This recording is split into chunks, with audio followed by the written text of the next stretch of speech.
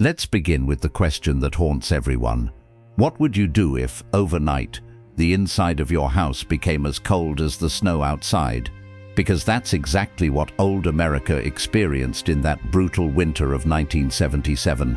The heat had vanished from the radiators, and millions of families heard their homes crackle with cold in the stillness of the night. This wasn't just a weather event. This was a heartbreak. Because in America, in those years, getting cold in your house wasn't just about being cold, it was about the fear of not being able to protect your family. Older Americans still say, there was a blizzard outside, but it felt like a storm had come in. The winter of 1970-78 was one of the harshest the United States has seen in the last century. Thermometers hit -30 degrees Celsius, and the wind swept through the streets with the sharpness of a knife. But the truly frightening thing wasn't the snow, but the lack of heat. Natural gas lines froze, pressure plummeted, city utilities sounded the alarm. And that very day, the unexpected news was heard: we're out of natural gas. Pennsylvania, Ohio, Michigan, major industrial zones began to close one by one. Tens of thousands of workers went to their morning shifts only to see a sign on the door, "Plant temporarily closed." It said temporary, but everyone knew the stench of this closure was much deeper than temporary. Families in their homes were wrapped in blankets. Mothers tried to warm their children in their arms, trying to keep their breath warm. Elderly people exhaled, the air icy, escaping their noses. Even sitting inside the house required courage, and as the hours passed, everyone began to feel the same. This isn't just a cold wave, there's something else. All distribution centers along the northeastern line were overwhelmed. Pressure was plummeting toward zero.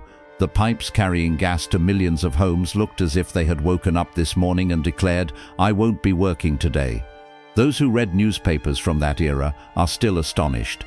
To maintain warmth inside their homes, people would cover windows with blankets, stuff towels under doors, and even turn on the oven and sit on it. Even walking the streets was a different experience. If you look at photos of old America from those years, you'll see this. It's as if the country were buried under a massive sheet of ice. But what really weighed down wasn't the cold, it was the lack of help. Energy companies were powerless, city governments were helpless, and even the federal government couldn't fully explain what was happening. All Americans began to grapple with the same question: how could the most powerful country in the world become unable to heat their homes? The gravity of this question became increasingly felt as the days passed. The crisis was causing not only pipelines to freeze, but also people's sense of security. In small towns, people were gathering together in one house. 6 or 7 families sat in the same living room, taking turns keeping the fire burning.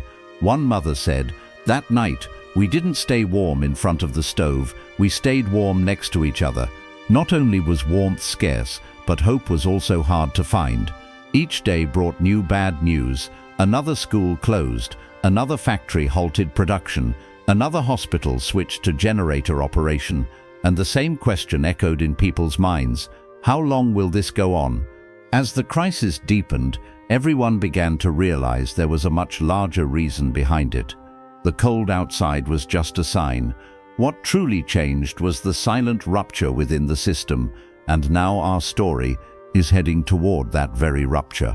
That unforgettable winter of 1977 froze not only America's streets, but also a deep wound in its memory. The blizzard wasn't a white blanket falling from the sky. It was like a wall that completely halted the daily flow of life. Everyone whispered the same word: it's not the cold, it's something else. Older Americans of those years still shudder when they recount the story. We woke up one morning and it was as cold inside as it was outside. We didn't dare get out of the covers. Yes, the old America had never felt such despair in a winter before.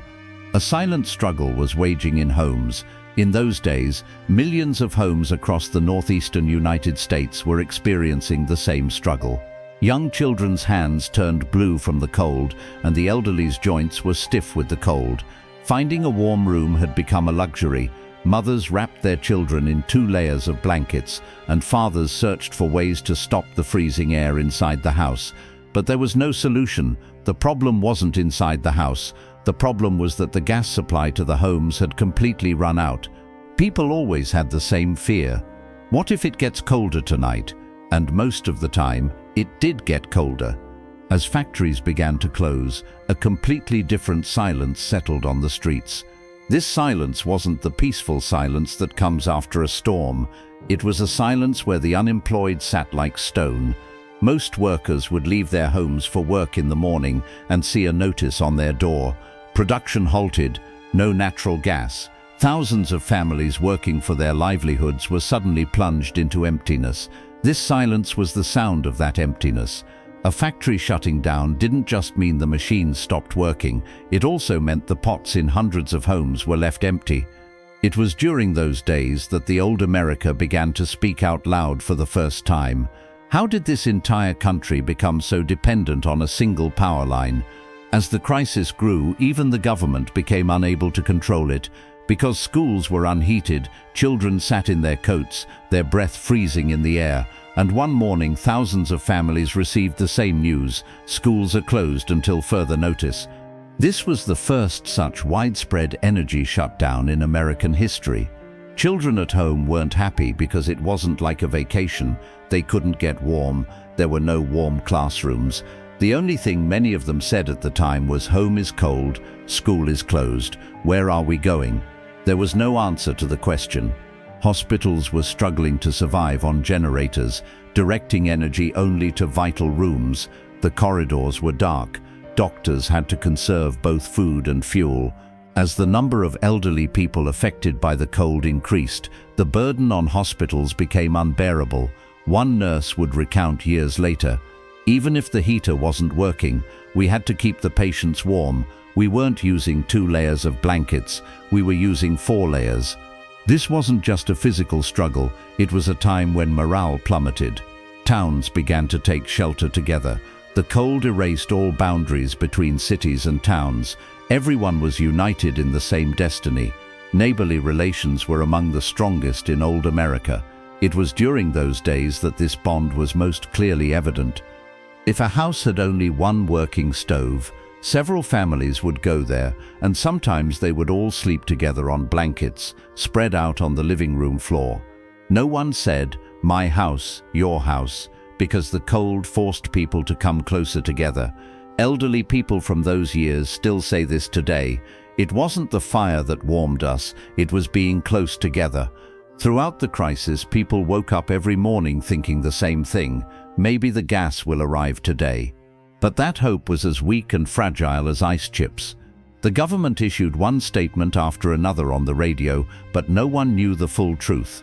Newspapers tried to provide information, but the headlines were always the same: gas pipeline collapsed, limited distribution to cities, industry at a standstill, and every piece of news deepened that chill within people.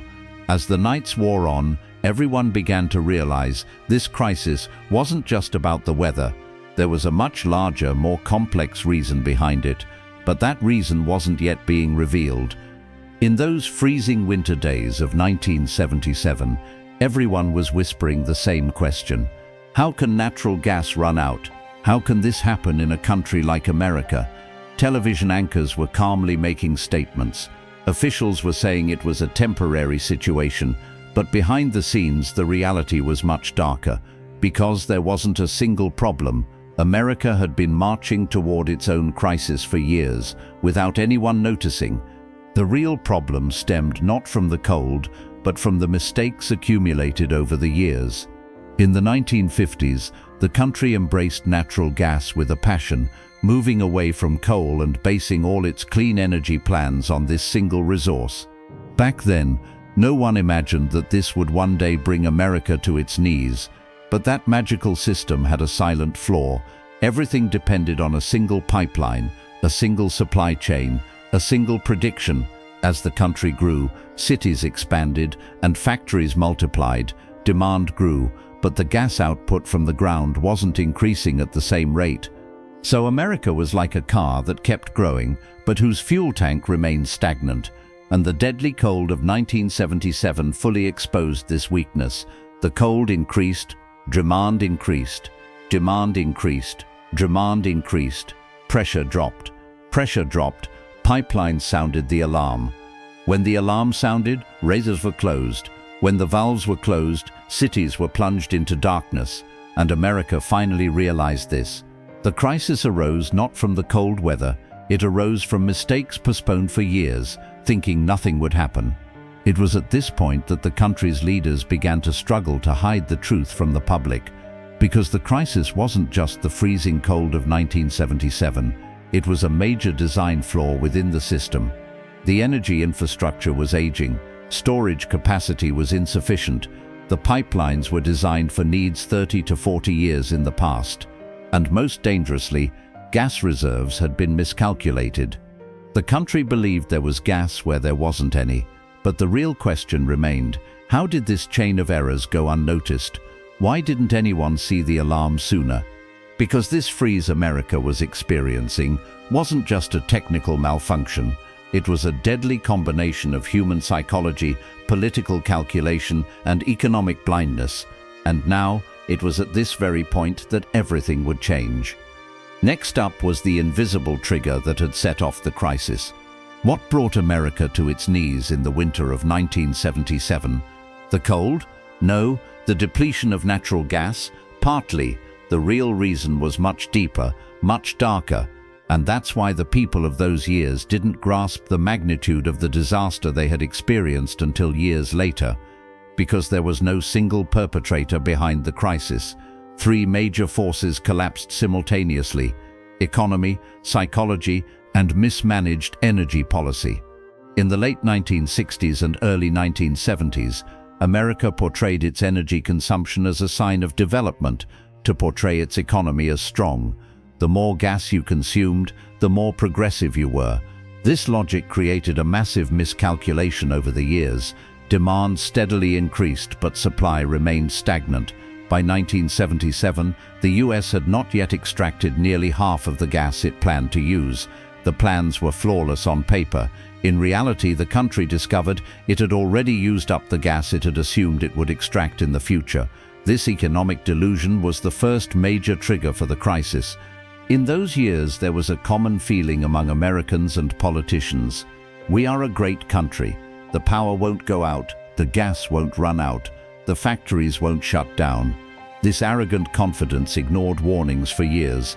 Since 1973, experts repeatedly reported, our storage is running low, our lines are aging, and demand is uncontrolled. But most of these reports languished on the edge of desks, because no one took seriously the possibility one day America might catch a cold. That sense of psychological superiority led to the most fatal mistake. No precautions were taken.